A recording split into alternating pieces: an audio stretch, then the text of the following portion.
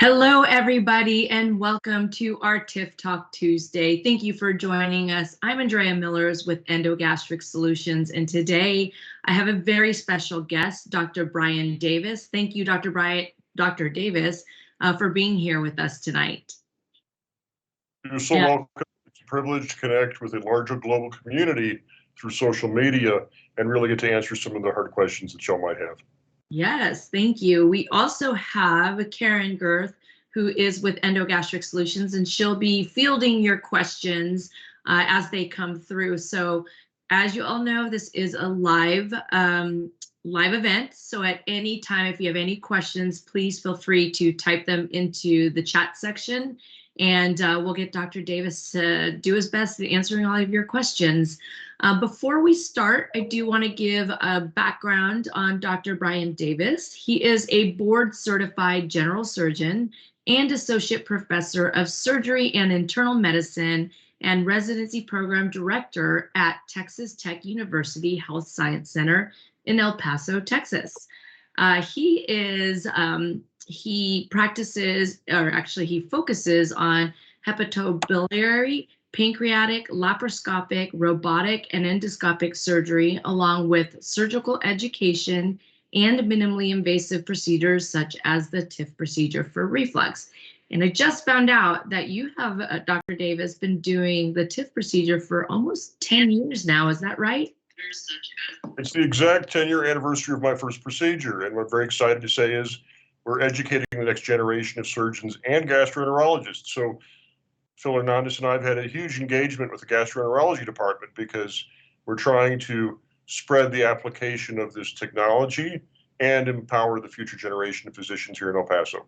That's fantastic. So with that, thank you again and welcome for being here tonight.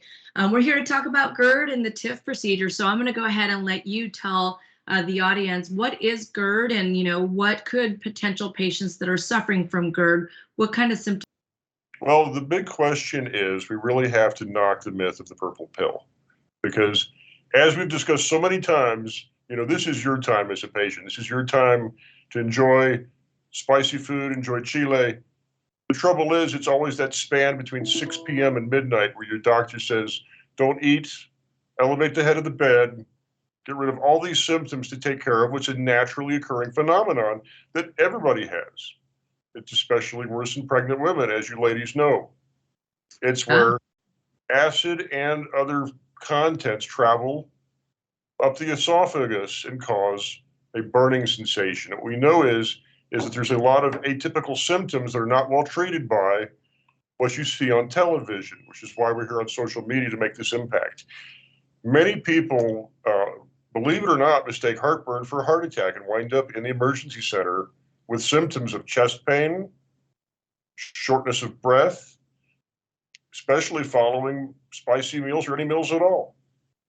And then we give them the typical GI cocktail and send them home and say, well, take the GI cocktail and try not to eat those foods you love. Try not to engage in those activities you love. Try not to do those things that are going to make you sick with those symptoms.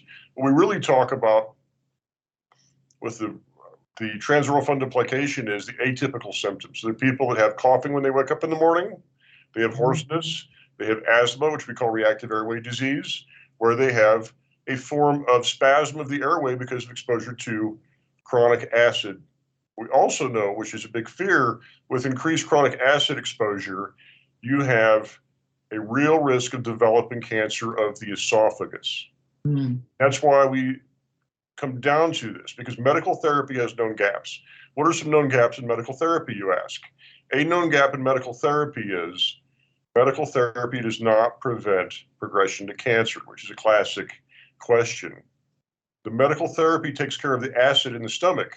So the refluxate, meaning the material that moves up the esophagus, doesn't sting anymore, doesn't burn, but it's still there. It's still having that sensation. It still causes the airway disease. It still causes changes in the esophagus. The changes in the esophagus are actually caused by bile acids that are also excreted into the stomach.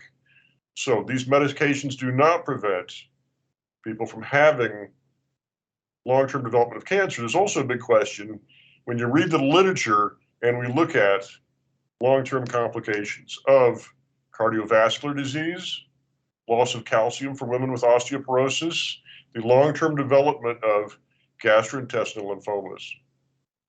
Yeah. Now, a lot of gastrointestinal lymphomas can be treated by medicine, but in the reality, do you want to run the risk of having further medical complications because you're trying to treat the chemistry, you're trying to treat the acid, you're not treating both processes. The reflux is a natural part of aging because the sphincter weakens, the ligaments holding the esophagus weaken, and we really have a double-edged sword here. We're treating just the acid. What a lot of people don't understand as well, if you're on chronic acid suppression therapy, be it the purple pill, omeprazole, Protonix, Nexium, is there's this problem with chronic diarrhea with the foods you love. Right. That you get the gastrocolics, the stomach blows up with the food, with the chile, the enchiladas, all that stuff with the abuela fixes, all that abuela comfort food, the stomach blows up, and then you wind up spending the rest of the evening in the bathroom. Yeah, yeah. No, I love that. The Texas food over there at El Paso, it's hard to, that's like here, and I'm in Austin, Texas, and the barbecue's the same thing, right?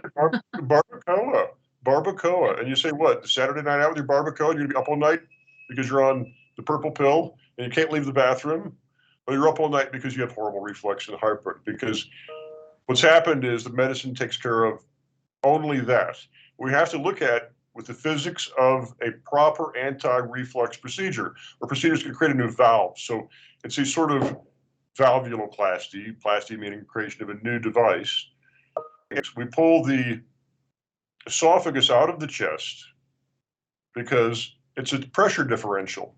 The second thing is we recreate the angle between the stomach and the esophagus. And the third thing is we create a valve, it's an anti-reflux valve. And everybody has horrible concerns. And if you ask the gastroenterologist, they say, well, all these are going to fail at some point. There's one problem with that in scientific research. And you ask, what is that one problem? It's something very simple. It's called selection bias. And selection bias means the studies do not study people that do well. They're not sampling the people that have good long-term outcomes, which is why we have to partner with Endogastric Solutions and have multiple speakers that you have across the state of Texas and across the United States. So I've been privileged to meet with them personally and find out what makes this so unique, because I myself, 3 different forms of valve creation, including hardest hiatal hernias, the combined transoral fundoplication, and have met with the experts. And I'm very fortunate to work with a very gifted gastroenterologist that I need to give recognition to. He's very active on social media. Mark Bustamante here in El Paso has Instagram everything. He's everywhere. Okay. Fantastic. Yeah. So I'm almost 50. Why am I on social media? I don't know. Well, younger, much more of an acolyte. So please understand, you can go to a gastroenterologist, and I trained Marco as a training role here at Texas Tech. And he's gone out and done an amazing role with the transoral fundoplication. And in collaboration, we've come and done the combined transoral fundoplication. One of the difficulties in selecting the proper patient is, we say, what is the best patient? It's the hiatal hernia less than 2 centimeters. Well, what if it's 5 centimeters? The nice thing today, innovations coming out of University of California, Irvine, Kenneth Chang, a lot of the people you've probably had on the talk before me, is that we can do a really elegant repair of the muscle, free the entire hernia by pulling it out of the chest, releasing all of the ligaments that act as a spring. And then after I've closed that, come in and do the transoral fundoplication. So you get the combined effect of having a really nice, beautiful hiatal hernia repair, followed by a transoral fundoplication, which we know reduces the most common problem. What's the gastroenterologist going to tell you when you walk in and you want a surgery? What do you think they're going to say? They're going to say, get ready for miserable gas bloating, get ready for the food getting stuck, and get ready for a 40% recurrence rate. Yeah, let's talk about that a little bit. Obviously, you talked about the medical therapy, and then, kind of what they call the gold standard procedure, right? The Nissen procedure. Can you talk a little bit about the differences of that type of fundoplication versus the TIF procedure? So the real difficulty that I always tell my trainees is that you have to be in a coaching mindset. The coaching mindset is there's not one single solution for anyone. So the classic Nissen fundoplication, Nissen's the name of a surgeon, it's not Nissan, and that is that it is a full circular wrap. The difficulty with a full circular wrap is that it's considered gold standard because it's considered more durable. Recent studies have shown that the toupee, not related to the hairpiece, it's another surgeon, which is a partial wrap, has just as good a results as the Nissen for long-term relief of reflux. Now, the difference between the two, the full circular wrap, which of course has the perceived better durability, also has intense gas bloat. It also creates a large degree of dysphagia, which is trouble swallowing, meaning the food's going to get stuck and you're going to have a larger time span where you're going to have to modulate what you eat in order to get to desired goals. Truthfully, I have had patients lose 20 to 30 pounds with the Nissen, and they're very satisfied with the weight loss, although they complain of intense gas bloat. And it's a large accommodation period. And the swallowing problems buys them the weight loss. Now, weight and obesity are major factors in reflux procedures. One of the things we want to think about is, there's a big push out in the medical community that says, get a gastric bypass to cure your reflux. Yeah. What's the problem with that philosophy? It's not. The vitamins for the gastric bypass run $300 a month. Yeah. And much of it's not covered very well by insurance. So we really have to ask, what is a therapy that has a high success rate with a population that is interesting and willing to be coached? Right. That has minimal side effects and allows people to resume normal activity as quickly as possible. Yeah. Can you talk a little bit about the diagnostic workup for patients? What would they expect to determine if they do actually have GERD, or if they would be a good candidate for the TIF procedure? Certainly, it's very important for everyone to understand all of these tests have very specific reasons. So I will typically drop a scope down. If I see evidence of esophagitis, I consider that evidence of reflux. Now, other doctors are going to say you need something called a pH probe. pH determines the amount of acid that you're being affected by. So it's a typically called a Bravo probe, and it's an electrical probe that detaches and clips onto the inside of your esophagus. And over a period of about 2 weeks, the probe will basically detach from the esophagus and then move out in your stool. And what that does is you have a probe that's electrically transmitting when the acid's high. And you have a little journal, and you mark down on your journal when the acid's high, and they correlate it with the symptoms on the probe, and it determines whether you're having significant exposure to acid. Now, that's actually very helpful before and after, because there's a second test called impedance. Impedance is an electrical gradient that measures acid exposure. I will typically use impedance after an anti-reflux surgery if I'm worried that the symptoms have not gotten better, or if I'm worried about whether the patient's getting adequate relief from that procedure. Now, that determines the acid reflux is the problem. How do we really pick a adequate procedure? And these are some of the reasons why your audience should know that failed reflux surgery is the second highest liability in the country for malpractice. First highest is bile duct injury. Second highest is people not getting the reflux surgery they need. So the next test is related to that. I always get a esophageal manometry.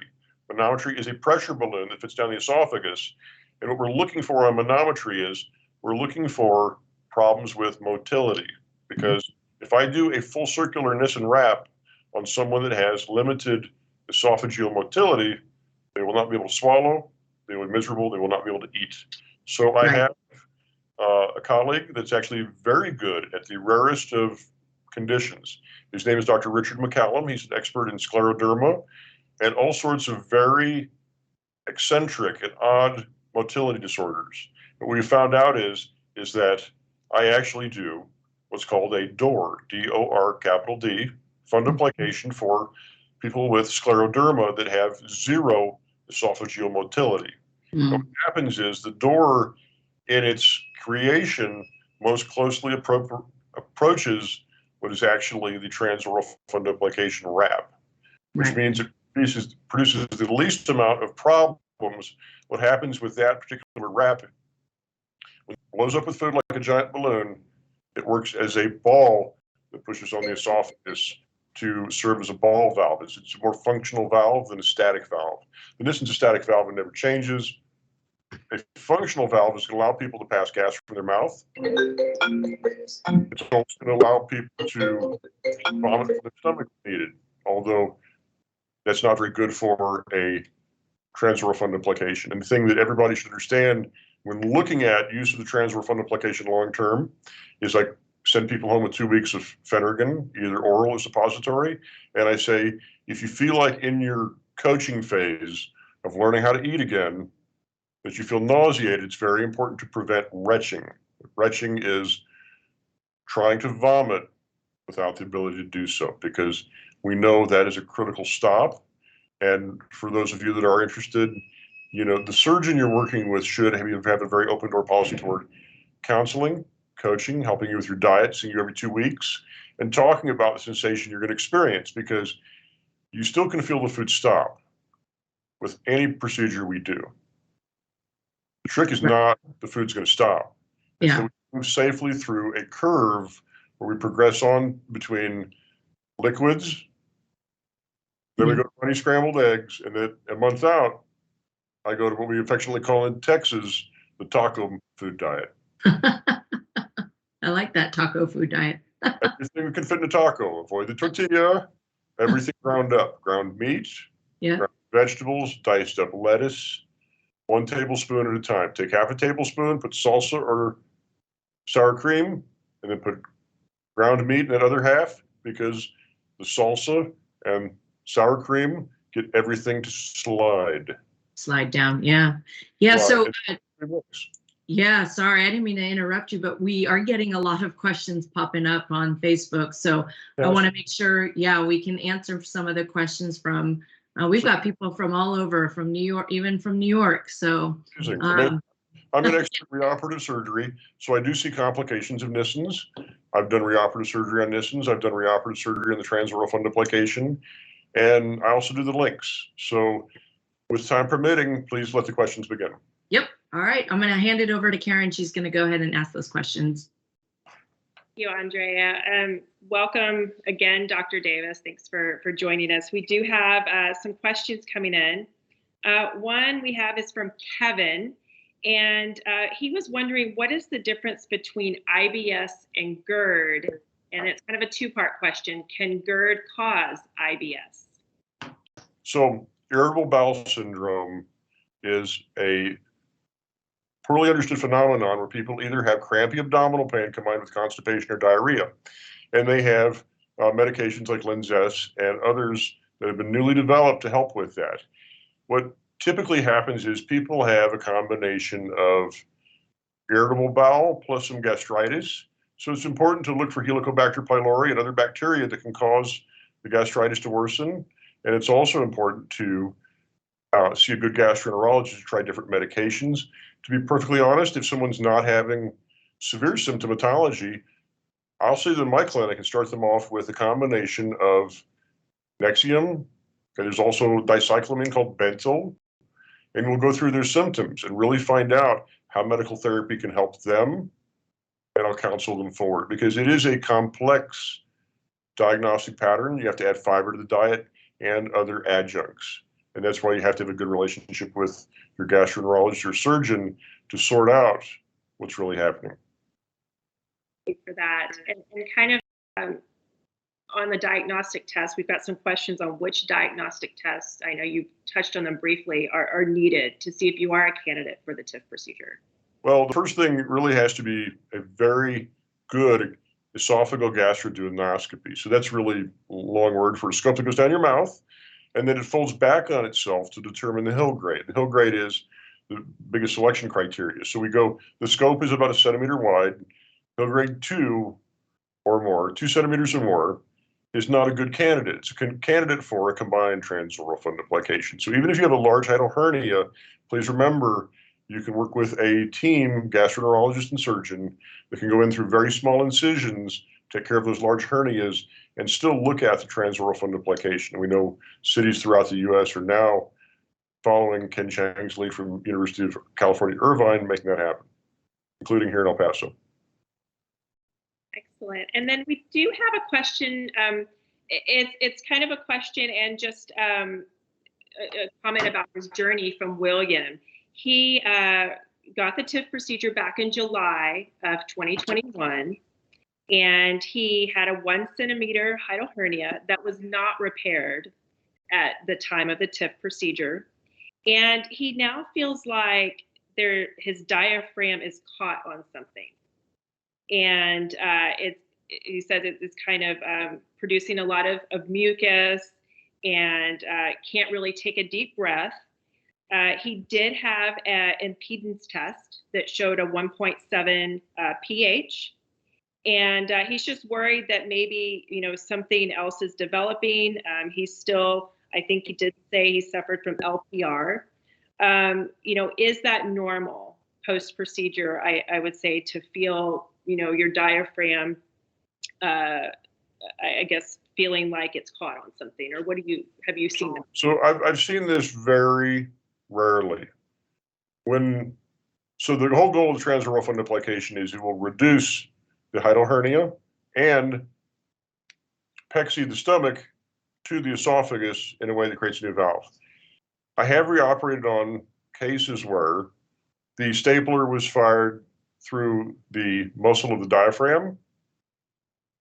And unfortunately, there's only one really good way to find that, and that's to stick a camera through the abdominal wall into the belly and have a very good reoperative surgeon take a look at that. The difficulty he's also describing is if he's not getting better from laryngeo LPR, help me out here, laryngopharyngeal reflux with the impedance with low pH, is that something in that paradigm is not working.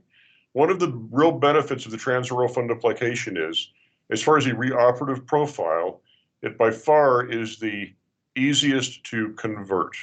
So if you're having questions, do you want it converted to a Nissen or a toupee? That taking out the tacks, actually taking the tacks out of the diaphragm, I've done that before. What happens is the holes are so small that typically they're easy to see. And because they're all in the front wall of the esophagus, even if we're taking them out of the diaphragm and I find a hole in the esophagus, what I do is I drive down with the scope, identify the hole, and I sew the hole closed. Holes in the front wall of the esophagus are not so dangerous for a surgeon. The danger is the hole in the back wall of the esophagus. The trouble with both the Nissen and the toupee is it forces us to operate on the posterior wall of the esophagus. What happens with reoperative surgery is we go from a 5% complication rate with dysphagia and injury. With the first time you do a Nissen or toupee, reoperative surgery, it's 25%, 5 times higher. So you're going, holy cow, should you be afraid of a reoperation? You need to ask your surgeon about all the complications that can happen, and then understand that these things can happen. I've seen them. They can be safely reversed. It also can be safely reversed with a new transoral fundoplication by an expert that can actually watch from the inside using a scope that goes through the belly button, and we can assess the difficulty. So I'm so sorry, Jonathan, for your issues.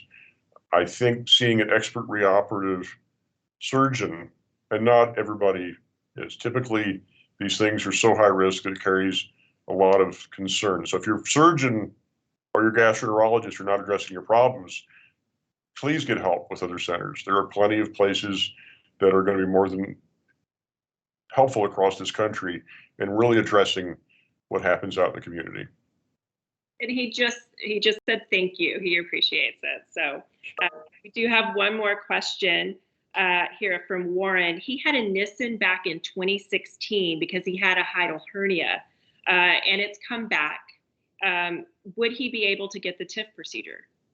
So typically, when I have a patient Maybe they're responding well to a Nissen. Maybe the Nissen is going to dilate. You can use the transoral fundoplication to repair or tighten a standard Nissen wrap, and I've done that with at least 3 patients. What happens with a recurrence is, for the recurrence, we really have to determine what kind of recurrence. There are 4 different types. So if you get a swallow study, we have to determine what happens is type 1 is where the hiatus widens on the hiatal hernia and the whole wrap slips up in the chest. Type 2 is where the stomach actually slips above the wrap and it forms a type of barbell malformation. Type 3 is going to be where a new paraesophageal hernia devolves around the wrap. And a type 4 is where basically everything breaks down. So until we pass a scope, we can't really know. So I'd usually pass an endoscopy through the mouth, and it also would get a swallow study where the x-ray would show me where the wrap's actually located. And then typically what I would recommend with a failed wrap is that we take down the wrap, meaning completely release it off of the esophagus. So we usually use these big green stitches called Ethibond, and they're pretty easy to spot. So even in reoperative surgery, nationwide, we look for those big green stitches. We snip, snip, snip, the wrap falls apart. We're able to go in there, close the muscle behind, and then create a new type of wrap or valve. And there's certainly no reason that someone cannot have a failed Nissen followed by a hiatal hernia repair plus a transoral fundoplication. What happens with the complication rate is that in the process of releasing a failed Nissen, the stomach can be so abused, beat up, scarred, that the rate of leak from that is high, the rate of scar formation is high. You put sutures in it, sometimes they don't hold. There's plenty of issues when you're reoperating on that, trying to get a full wrap to hold tension. And tension's our enemy here. And that's why we have to talk about all of this coaching about your diet. Yeah. Everything. Yeah. Wow. Thank you so much. Again, you're very popular tonight. Lots of people bringing in their questions. Before we go, there was one question that I thought might, since you were talking about fasteners and stitching, Lori's asking, are the fasteners used for TIF safe? I think it's a great question. So, I mean, everything you put in the body is going to have a foreign body reaction. What we know is that these are, not, we've detected a problem with people with latex allergies or any other kind of skin allergies, and they're causing the least amount of foreign body reaction of anything we put in the esophagus. So I put permanent sutures because you have to keep the valve together. If you put absorbables in, the valve's likely to break down. So the thing we're really worried about in complications in this surgery are leaks. Okay, fistulas and leaks. A fistula is a fancy name for a leak.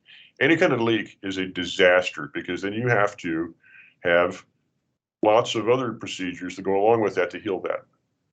And the trouble becomes sutures can create leaks, infections, everything else. We, when done properly, do not have any of these kind of complications with the transoral fundoplication. And because I specifically train people, we have a very tight team-based protocol of checklists and procedure we go through that assures we do not fire any of them through the diaphragm or any other disclosed location. It's proven tactics that I'm more than happy to educate any doctor on that's on the audience. Yeah, that's great. And that helps with your 10 years of experience doing the TIF procedure, right?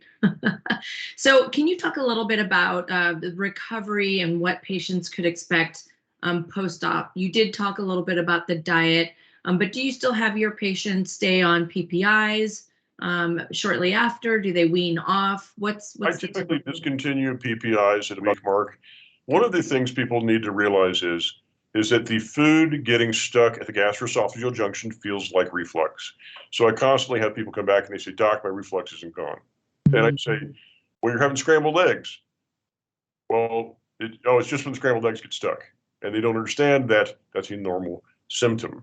Okay. And that's just one type of food I tend to get people to eat we get them on clear liquids for 2 weeks, meaning nothing gets stuck because we're trying to get this process to heal very carefully. And then after 2 weeks, I say you can go to cottage cheese, refried beans, runny scrambled eggs, anything you don't have to chew that's going to slither down the wall. It's a very interesting graphic. I say throw it against the wall. If it slithers down the wall, then it's safe for you to eat. Yep. I love that. And then what about, getting back to, regular work? What about exercise? What do you normally tell your patients post-op? So, I did have a classic failure. And the classic failure is my lady that was choking on shrimp cocktail at week 2 in my ER. Okay. And I redid the TIF a second time.